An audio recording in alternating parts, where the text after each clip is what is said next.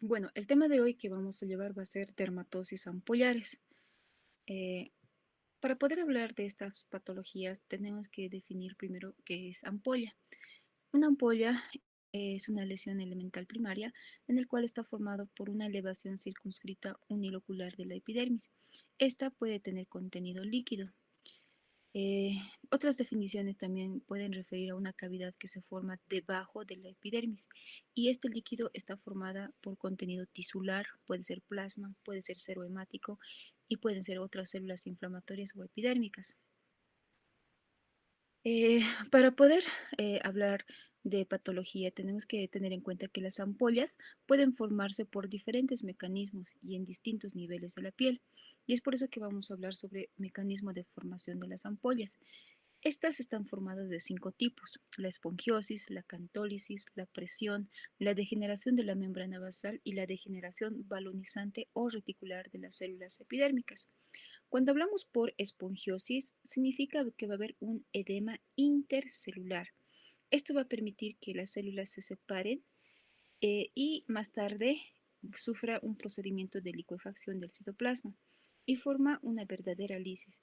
Es por eso que las ampollas se localizan a nivel de la capa intradérmica y esto sucede en los procesos eczematosos. La cantólisis, eh, las ampollas van a ser intraepidérmicas, eso significa que va a estar entre los queratinocitos. Va a haber una destrucción de los puentes intercelulares que generan la unión entre los queratinocitos. Estas se separan, las células epidérmicas se degeneran y este tipo de acantólisis sucede en las enfermedades como pénfigo, enfermedad de Bowen, en la enfermedad de Darrier y en las queratosis actínicas.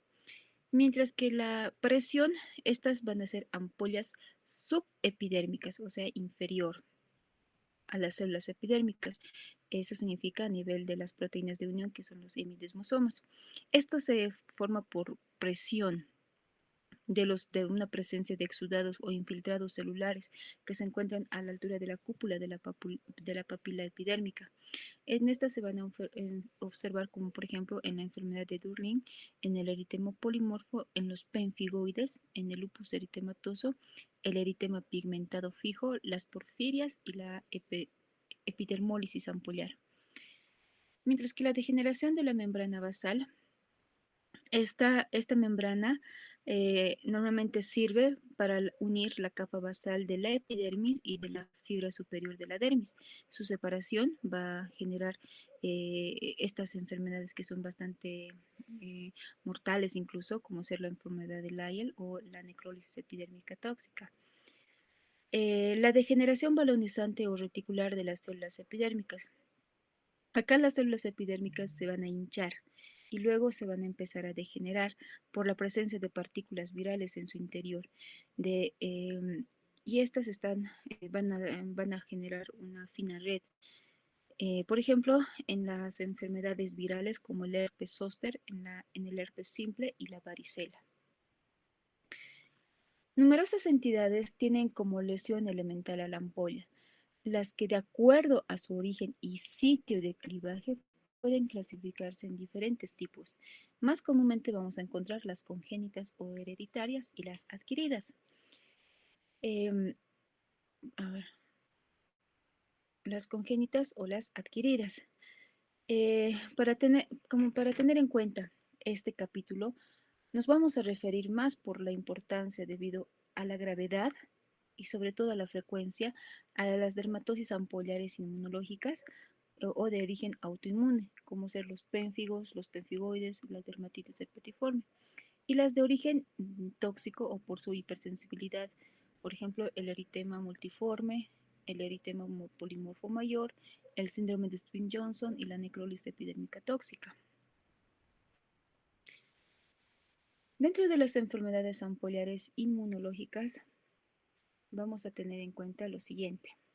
Esta está formada por un grupo de afecciones que no son tan frecuentes, pero son de gran importancia por ser las más representativas entre las afecciones ampollares adquiridas y por su gravedad que muchas veces pone en riesgo la vida del paciente. De acuerdo al mecanismo de producción de las ampollas, las afecciones de este grupo se van a clasificar en lo siguiente. En las que tienen, las que sufren por acantólisis intraepidérmica, esto sucede en pénfigos. Y la otra es por desprendimiento dermoepidérmica en los pénfigoides y dermatitis herpetiformes. Cuando hablamos de pénfigo, normalmente estas se tratan de afecciones ampollares de curso crónico y autoinmune, con manifestaciones clínicas de ampollas que fácilmente se desprenden y se rompen, dejando erosiones extensas.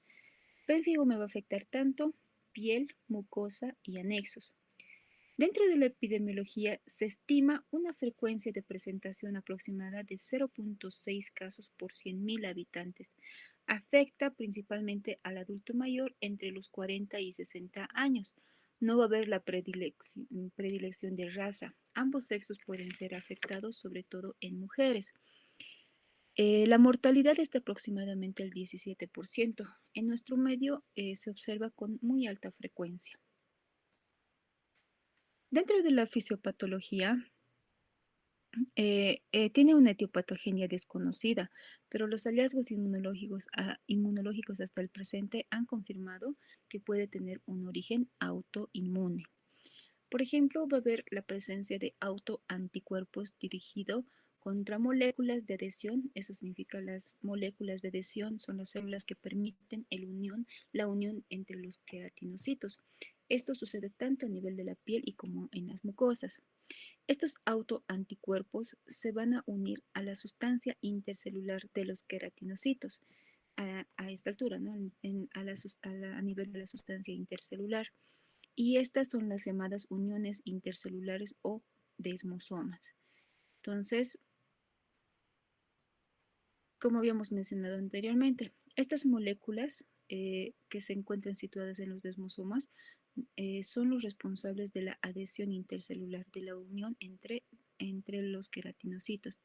Estas se encuentran formadas por proteínas que pertenecen a una superfamilia que se llaman caderinas. En la epidermis humana al menos se expresan 9 tipos de caderinas desmosómicas. 3 desmogleínas, 2 desmocolinas, 3 desmoplaquinas y una placoglobina. Cada una de estas moléculas se va a presentar en un patrón de expresión característico en función a la presencia de los distintos estratos epidérmicos. O sea, eso nos va a dar la característica de la clasificación de los pénfigos. Estos autoanticuerpos se presentan casi en el 90% de los pacientes que tienen pénfigo. Es por eso que estos se van a fijar a un antígeno blanco del citoesqueleto epidérmico y esto permite la clasificación de los diferentes tipos clínicos de la enfermedad. Así, por ejemplo, el antígeno causante de la acantólisis por depósito de autoanticuerpos en el pénfigo vulgar se localiza en la desmogleína de tipo 3. En el pénfigo foliáceo vamos a ver en la que se ubica en la desmogleína de tipo 1. Y dentro de otras variedades menos frecuentes del pénfigo tienen su antígeno en otras estructuras, así en el pénfigo inmunoglobulina A va a estar en la desmocolina 1 y 2, en el pénfigo paraneoplásico va a estar en la desmoplaquina 1 y 2 y en la desmogleina 1 y 3.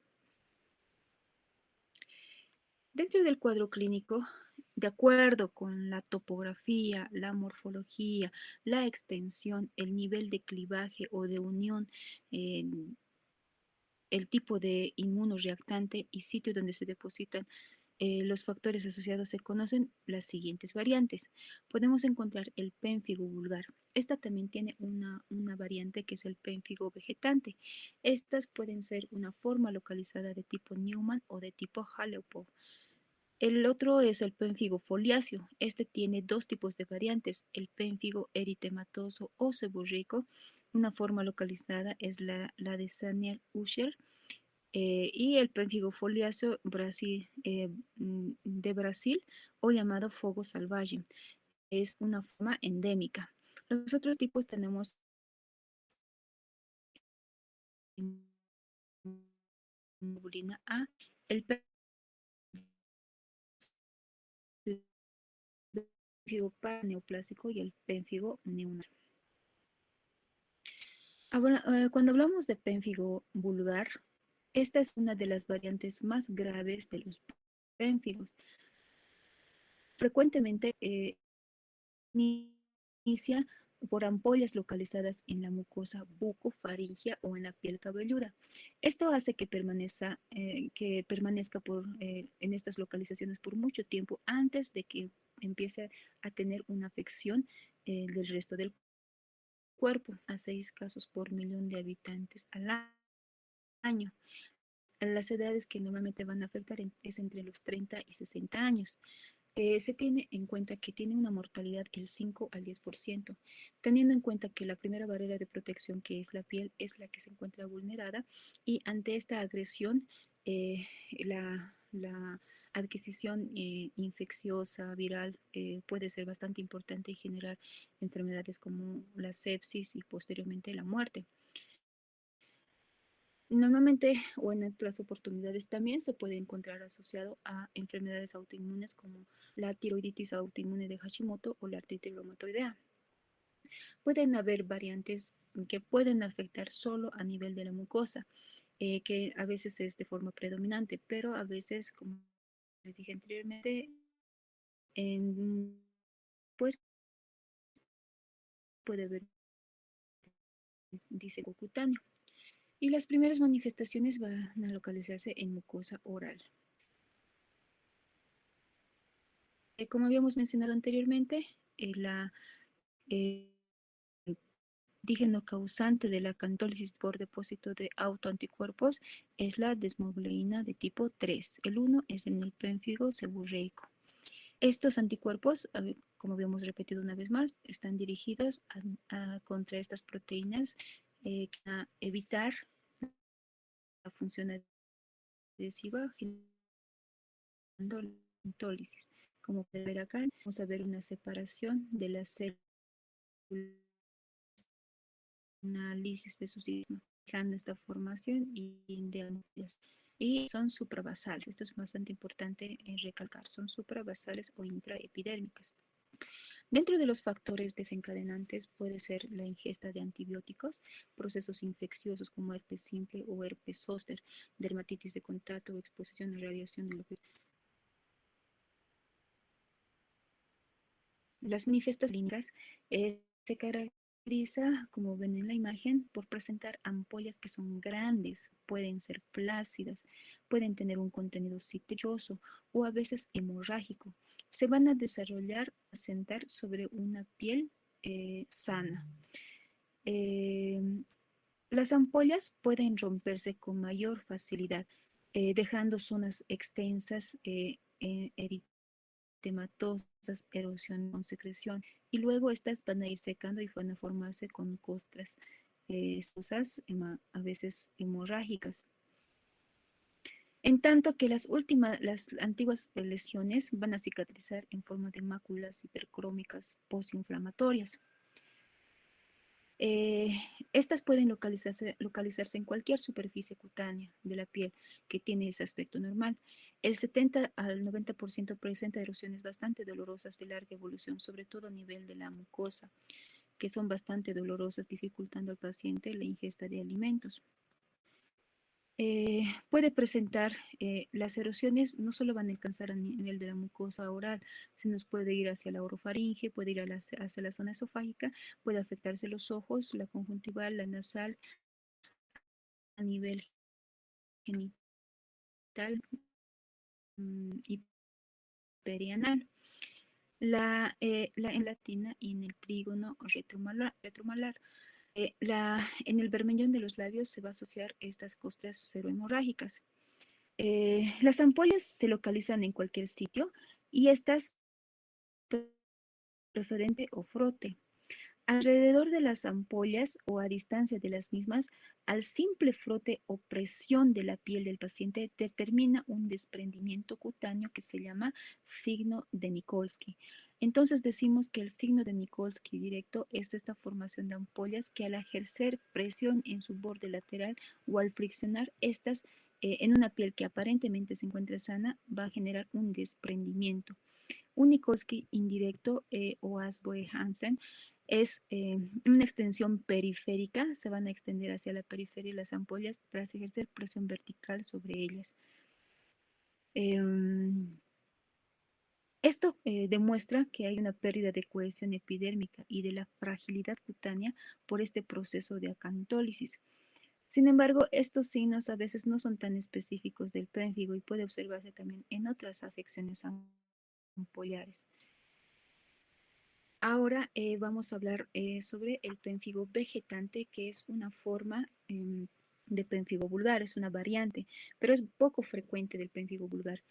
Normalmente estas se inician como lesiones erosivas en mucosa bucal o también pueden empezar con ampollas cutáneas, principalmente a nivel de la zona inguinal, intermamaria o axilar. En regiones incluso matosas que tienen tanta humedad, que son vegetantes, a veces costrosas y tienen un mal olor.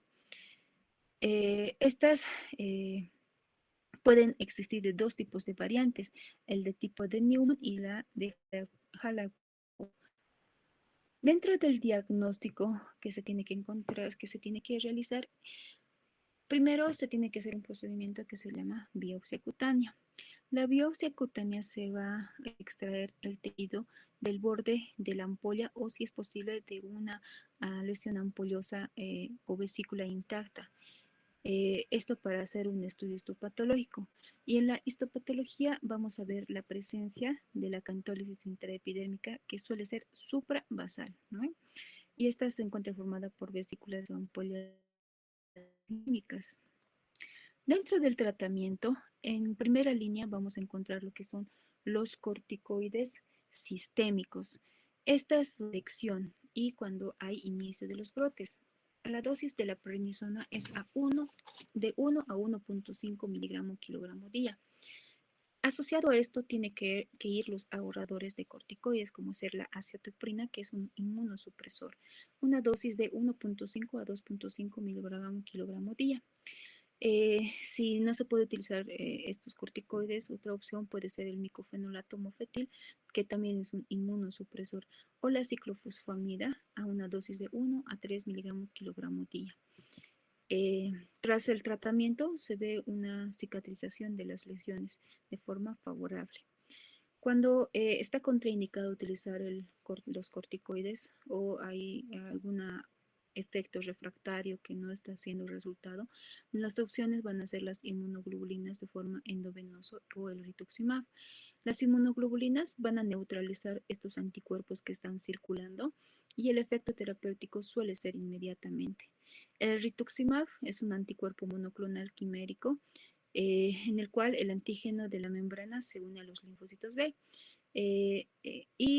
Bueno, es una forma de hacer el esquema de tratamiento que tiene un efecto bastante rápido. Sin embargo, el costo es bastante elevado y es por eso que no se utilizan mucho estos medicamentos. La dapsona y las tetraciclinas es más para la proliferación bacteriana que suele suceder en esta piel. El pénfigo foliáceo, esta viene del latín que significa hoja. Clínicamente, en este tipo de pénfigo foliáceo van a afectar en primera instancia a nivel facial. Suele ser una forma superficial de pénfigo menos frecuente que el pénfigo vulgar, ya que la afección va a ser a nivel de la capa granulosa. Esa acantólisis que habíamos mencionado va a ser a nivel de la capa granulosa de las células de la epidermis. A esa altura se van a empezar a desprender. El antígeno implicado es la desmogleína de tipo 1. La forma más frecuente de presentación de pénfigo foliáceo va a ser del tipo medicamentoso. Normalmente no afecta a mucosa y tiene mejor pronóstico que el pénfigo vulgar. Dentro de las manifestaciones clínicas, como es una forma superficial, estas ampollas casi a veces no se ven o no son evidentes. Presenta primero una descamación y eritema. Las ampollas se erosionan bastante fácil y inmediatamente se forman costras.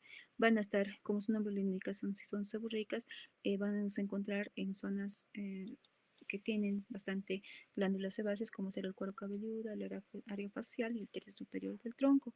También tenemos dos variantes, la endémica o Phobos salvagen y el pénfigo eritematoso o el sistémico. Digo, el pénfigo seborreico. El Phobos salvagen es una forma endémica ya que se encuentra en lagos cerca de Brasil, generada la picadura de un insecto. Mientras el pénfigo eritematoso seborreico se encuentra más en áreas seborreicas. En el diagnóstico también se debe hacer una patología o una biopsia y un estudio histopatológico. En el pénfigo la cantólisis se va a formar a nivel de la capa granulosa, o sea, más superficial. Dentro del tratamiento es importante mencionar que la misma que se hace en el pénfigo vulgar, como primera línea se utiliza los corticoides, luego se utilizan ahorradores de corticoides como ser la azatoprina o opciones como la micofenolato mofetil o la ciclofosfamida, es una opción de tratamiento también en esta patología. Otra variante que vamos a encontrar va a ser el pénfigo inmunoglobulina A. Esta enfermedad ampollar intraepidérmica es poco frecuente. Normalmente estos depósitos de autoanticuerpos de inmunoglobulina A es contra la proteína de la desmocolina presente en los desmosomas. Los desmosomas se van a encontrar entre las células de los queratinocitos. Normalmente este tipo de pénfigo se puede estar relacionada con algunas formas de procesos hematológicos como el mieloma múltiple, es por ejemplo una forma asociada, ¿no? También el pénfigo inmunoglobulina A es denominada como pustulosis inmunoglobulina A intraepidérmica. Esto es un sinónimo. Las vesículas o pústulas que se van desarrollando son bastante pruriginosas y eso se debe porque hay un depósito de esta inmunoglobulina A y los neutrófilos en la epidermis. Normalmente va a afectar a adultos y ancianos. Es muy, muy raro ver en los niños. La característica de estas lesiones van a ser vesículas flácidas asociadas a pústulas o ampollas que tienen una base eritematosa. Pueden tener una morfología arciforme. Normalmente va a tomar tronco y extremidades, pero más frecuentemente en las flexuras. Dentro del diagnóstico clínico puede ser mediante la biopsia, el estudio histopatológico. En el examen histopatológico de una biopsia de piel sirve para la clasificación de los pénfigos. En este caso, la cantólisis o infiltrado está asociado a neutrófilos intraepidérmicos o subcórneos. Dentro del tratamiento se encuentran estos pilares de tratamiento, tanto como corticoides y la dapsona. El corticoide oral a las dosis iniciales van a ser entre 0.5 a 1 miligramo kilogramo día y también tiene que ser de forma tópica con corticoides de alta potencia como es el clobetasol o la betametasona. La dapsona de 100 miligramos día también nos va a ayudar para la proliferación bacteriana. Otras opciones, el micofenolato mofetil, la colchicina, la ciclofosfamida y la plasmaféresis. El pénfigo paraneoplásico es una enfermedad ampollar de origen autoinmune que se presenta en el contexto de una neoplasia que puede estar oculta o previamente diagnosticada. Estas van a afectar principalmente mucosa oral o puede ser a nivel del bermellón del labio formada por erosiones y costras. Las mucosas afectadas desde la nasal, la faringea, la laringe, esofágica, puede llegar a afectar estómago, la mucosa del estómago, el colon, la conjuntiva y los genitales. Normalmente estas a veces suelen ser resistentes al tratamiento inmunosupresor. Dentro de las manifestaciones clínicas, la estomatitis presentan ulceraciones bastante severas que en el bermellón de los labios, que se caracterizan bastante evidentes en el bermellón de los labios. Las lesiones cutáneas pueden ir cambiando de morfología en el mismo paciente y de acuerdo al estado evolutivo en el que se encuentre. Las lesiones del tronco pueden asemejar las de una enfermedad de pénfigo vulgar, con ampollas que son frágiles y normalmente el signo de Nikolsky suele ser positivo. Las lesiones en extremidades puede parecerse al pemfigoide ampollar con ampollas y vesículas bastante tensas. En el tronco, algunas presentan vesículas en roseta, imita lesiones parecido, por ejemplo, a la enfermedad inmunoglobulina A lineal. Puede estar asociado a erupciones liquenoides en zonas distales del cuerpo y esto es bien común en el pemfigo paraneoplásico. Específicamente está asociada a enfermedades linfoproliferativas, pero no se describe una neoplasia sólida asociada. Pues debido a la cantólisis suprabasal va a haber un infiltrado inflamatorio liquenoide a nivel de la dermis, asemejando un líquen plano o un eritema polimorfo. Las patologías, que son secundarias o las manifestaciones o neoplasias ocultas puede estar relacionado o asociado a un linfoma no Hodgkin, por ejemplo, a una leucemia linfocítica crónica o a enfermedad de Castleman. El curso clínico puede ser independiente del tumor, o sea, pueden ir de forma independiente cada patología. Normalmente cuando la neoplasia se trata, estas lesiones también se empiezan a remitir. Puede haber una mortalidad entre el 75 al 90% por complicarse con una bronquiolitis obliterante, que esto generalmente puede generar la muerte. Una vez más, ¿no? El diagnóstico que vamos a, es histopatológicamente, va a presentar una cantólisis suprabasal, va a haber un infiltrado inflamatorio liquenoide con cuerpos coloides de la dermis. Esto hace dudar, ¿no? Porque puede parecer un líquen plano o un eritema polimorfo. Dentro del tratamiento, igual, ¿no? Puede haber una combinación de rituximab o los corticoides sistémicos e inmunosupresores como la ciclofosfamida. Ahora vamos a hablar sobre lo que son los pemfigoides. Los pemfigoides también son enfermedades ampollares autoinmunes, donde el origen o la zona de clivaje es a nivel de la subepidermis. Esta se va a encontrar entre la dermis de la piel.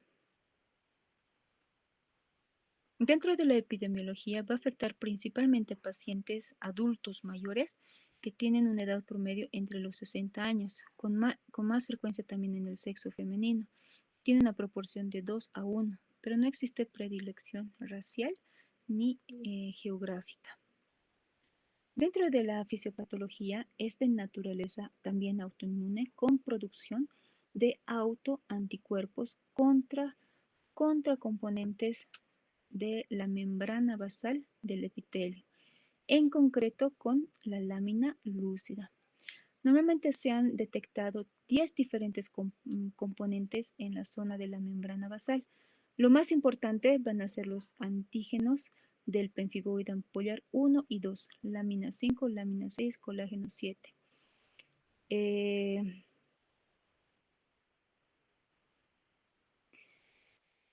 Vamos a encontrar también variantes de los pemfigoides.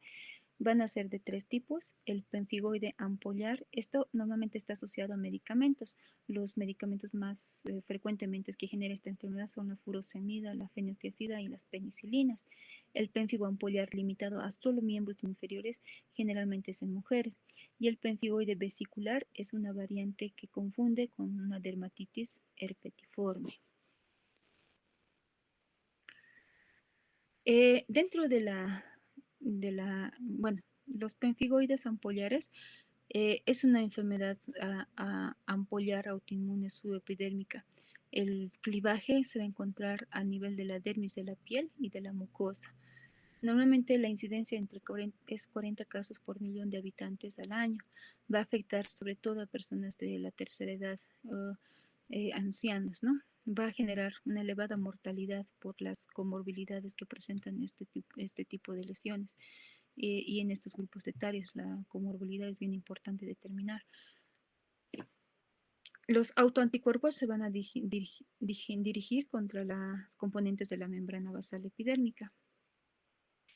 Dentro de las manifestaciones clínicas, vamos a encontrar que en el pemfigoide ampollar se caracteriza por presentar ampollas grandes y tensas que normalmente asientan sobre una base que está eritematosa. Al romperse van a también dejar áreas grandes y erosionadas y normalmente estas tienden a la formación de costras. Estas tienden también a la curación espontánea. En este caso, el signo de Nikolsky es negativo debido a que las ampollas se encuentran a nivel de la dermis, es decir, son subepidérmicas. Normalmente las lesiones ampollares van a sentarse primero en lesiones maculopapulares o urticarianas y el prurito es bastante intenso y a veces intolerante por el paciente. Puede haber un compromiso leve de las mucosas, pero las lesiones se localizan con preferencia a nivel de las extremidades. Dentro del diagnóstico o los exámenes complementarios, la histopatología va a mostrar esta ampolla subepidérmica con una epidermis aparentemente normal y va a haber un infiltrado dérmico polimorfo con contenido de fibrina y leucocitos. En la inmunofluorescencia directa se van a detectar depósitos lineales de IgG y C3 sobre la membrana basal epidérmica y la inmunofluorescencia indirecta en sueros con anticuerpos circulantes. Dentro del tratamiento, básicamente consiste en la aplicación de corticoides sistémicos como tratamiento complementario destinado a reducir la dosis de corticoide. Puede emplearse tetraciclinas, eritromicinas, la sulfona, que es la dapsona, o los inmunosupresores, que es la satioprina o el metotrexato. El pemfigoide gestacional, como su nombre lo indica, sucede más en el estado de gestación. Se caracteriza por ser placas eritematoedematosas con vesículas ampollas tensas de contenido seroso. Son bastante pruriginosas y se localizan en primera instancia en el área periumbilical. Las lesiones pueden comenzar en el último trimestre o a la altura del posparto inmediato. No tiene afección de las mucosas. El 10% de los neonatos pueden presentar este tipo de lesiones. Hablando sobre otra enfermedad ampollar que es la dermatitis herpetiforme, como definición también se trata de una enfermedad autoinmune vésico-ampollar crónica que suele ser pruriginosa y asociada a depósitos de inmunoglobulina A en la dermis papilar. Es poco frecuente y se encuentra muy relacionado a la sensibilidad con el gluten. A veces son asintomáticos. Dentro de la clínica podemos encontrar que las lesiones tienen una topografía y morfología acompañadas de intenso prurito. Al inicio de este prurito suele ser lento, pero a veces puede ser de carácter explosivo. Se encuentra desencadenado por el contacto o ingesta de compuestos de yodo, por ejemplo, sustancias halogenadas, también por la asociación de infecciones virales o a veces medicación tiroidea. Estas lesiones se van a localizar normalmente en superficies extensoras de extremidades, tanto de rodillas, codos y glúteos. Normalmente va a tener una distribución simétrica. La mayoría de los pacientes tiene asociación con enteropatía o con sensibilidad al gluten, pero solo 15% presenta una mala manifestaciones como ser mala absorción intestinal con esteatorrea o gastritis atrófica o acloridia.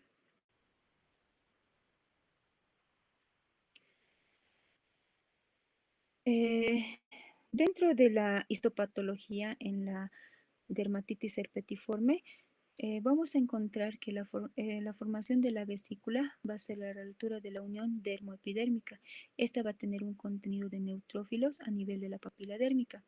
En la inmunofluorescencia también se va a determinar, eh, también se va a determinar, ¿no? La depósito granular de inmunoglobulina A.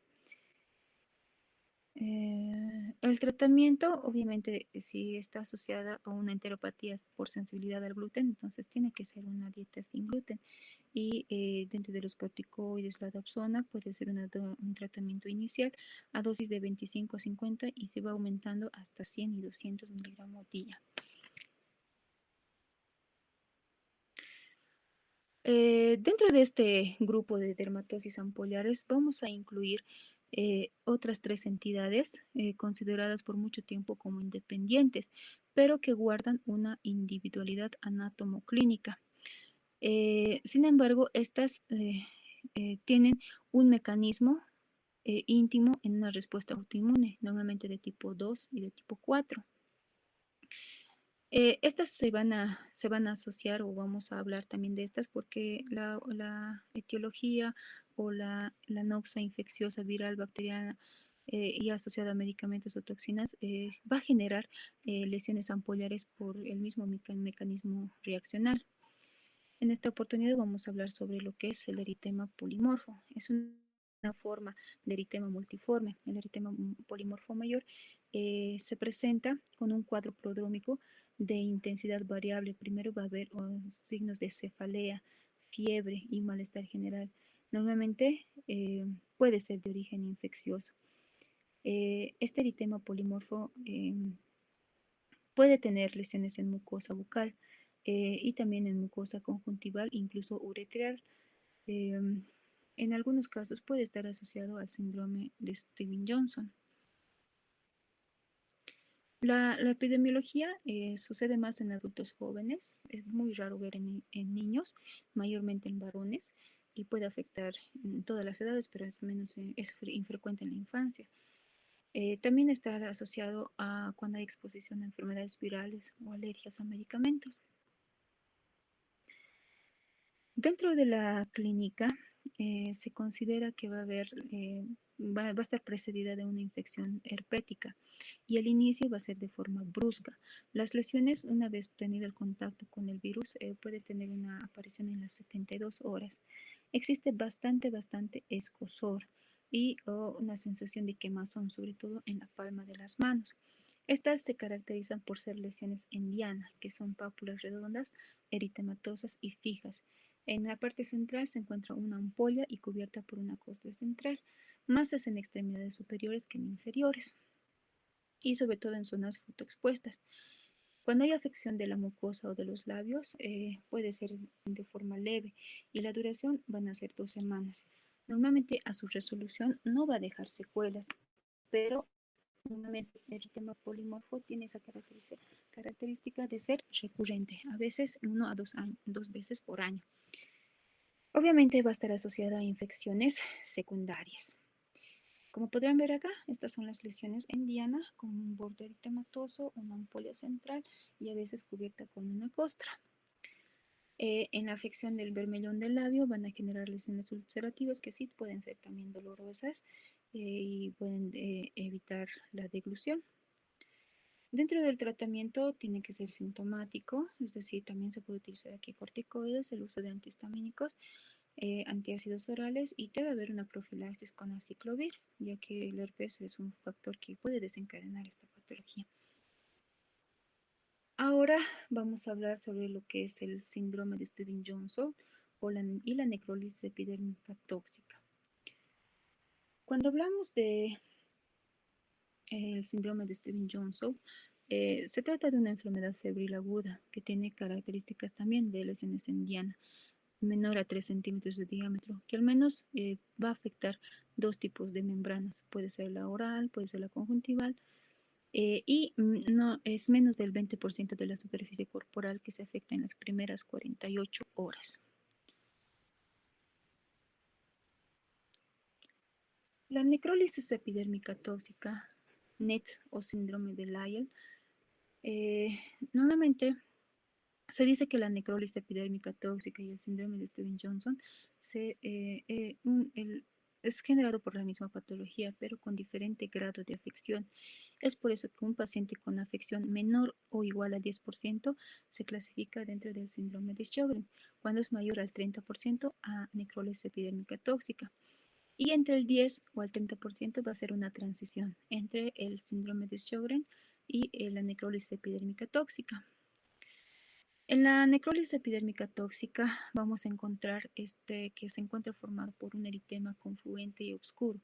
Es oscuro porque hay bastante muerte de los queratinocitos o una apoptosis. Va a haber un desprendimiento totalmente de la epidermis, va a haber eritema de la mucosa y va a haber ulceraciones que son bastante dolorosas. Dentro de la epidemiología, la media de edad afectada va a ser hasta aproximadamente los 25 años. El daño de extensión de la piel puede aumentar con la edad y la afección variable en el 60% en los hombres y 40% en las mujeres. Dentro de la etiología, puede ser generada por infecciones, vacunas, administración de medicamentos, enfermedades sistémicas, agentes físicos o alimentos.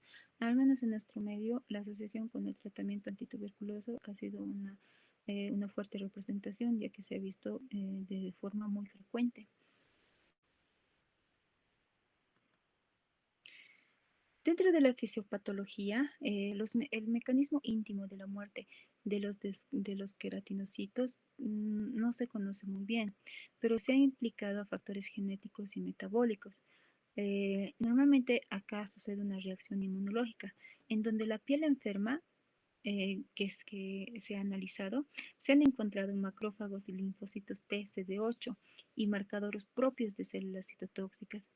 En la epidermis indica que podría sufrir una reacción citotóxica, en lo que el fármaco que le ocasiona esta reacción y sus metabolitos reaccionan contra las proteínas de la membrana de los queratinocitos y esta se convierte en un blanco de ataque celular y el resultado va a ser la apoptosis de las células.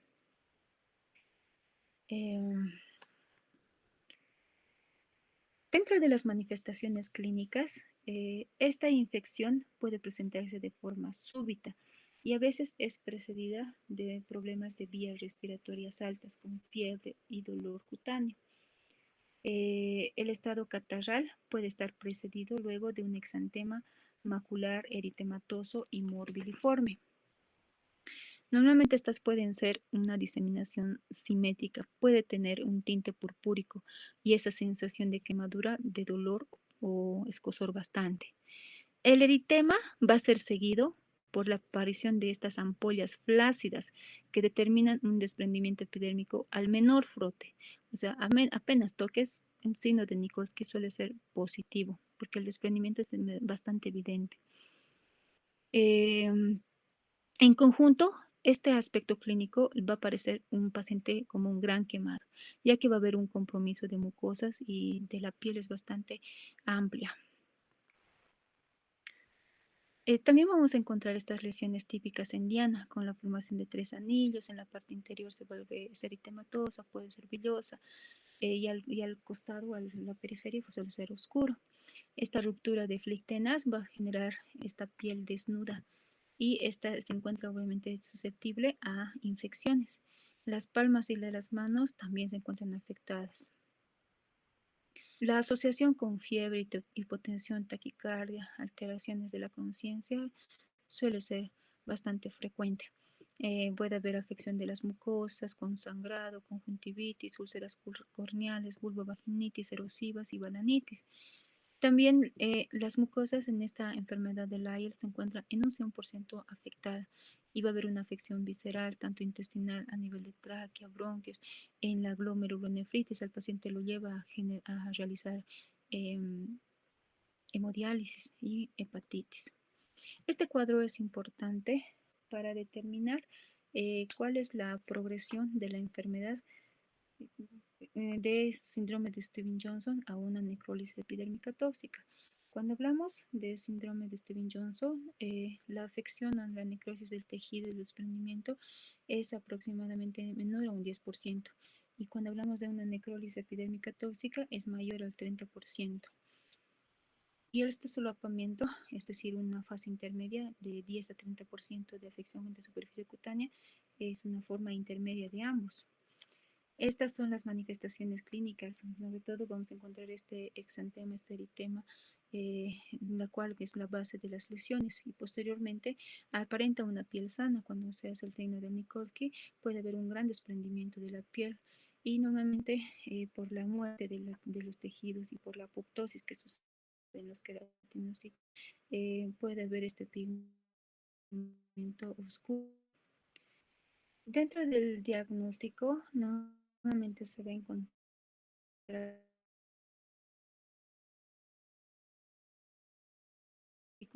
de clorura térmica tóxica, y eso va a reflejar en el porcentaje de mortalidad que pueden presentar estos pacientes.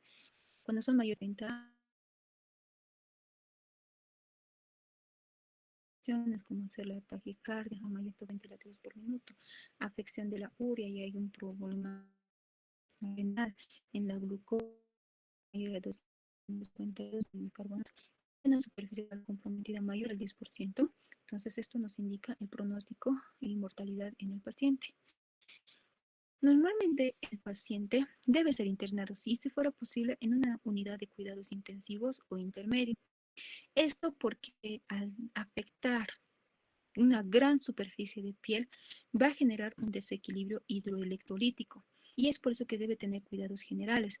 Y lo más importante es suspender los medicamentos que son sospechosos del desencadenamiento de la enfermedad. El tratamiento más adecuado podría ser mediante ciclofosfamida, plasmaféresis y gamma globulina o hemodiálisis. Como habíamos hablado anteriormente, una forma de tratamiento de primera línea suele ser los corticoides, pero en estas enfermedades tiene una gran polémica porque algunos consideran un efecto beneficioso, ya que a su administración puede acelerar y mejorar o romper estos inmunocomplejos que se forman durante la enfermedad. Y por lo contrario, algunos autores que piensan que por generar un estado de inmunosupresión puede incrementar la supervivencia o la mortalidad en estos pacientes porque pueden asociarse a complicaciones, sobre todo con las infecciones. Es por eso que la gamma globulina es una mejor opción de tratamiento en este tipo de pacientes. Explicaciones que podemos hallar debido a que estas ulceraciones que van a afectar a todas las mucosas, sea conjuntiva, sea ureteral, sea vaginal, sea mucosa oral, las lesiones que van a afectar, van a generar grandes complicaciones, desde las oftálmicas, que puede generar úlceras corneales, puede haber VI anterior, incluso puede generar la ceguera. Los genitourinarios, puede haber una afección de necrosis tubular renal. Estos pacientes a veces tienen, eh, constantemente están destinados a hacer hemodiálisis, ya que esto genera una falla renal. Estenosis vaginal por las lesiones ulcerativas que pueden generar, genera un estrechamiento de zona vaginal. A nivel pulmonar, a nivel de la tráquea y de los bronquios. En la cutánea por la infección puede incluso, como en este paciente, vamos a ver algo de deformidad o retracción. Bueno, eso es todo para este tema. Muchas gracias por su atención.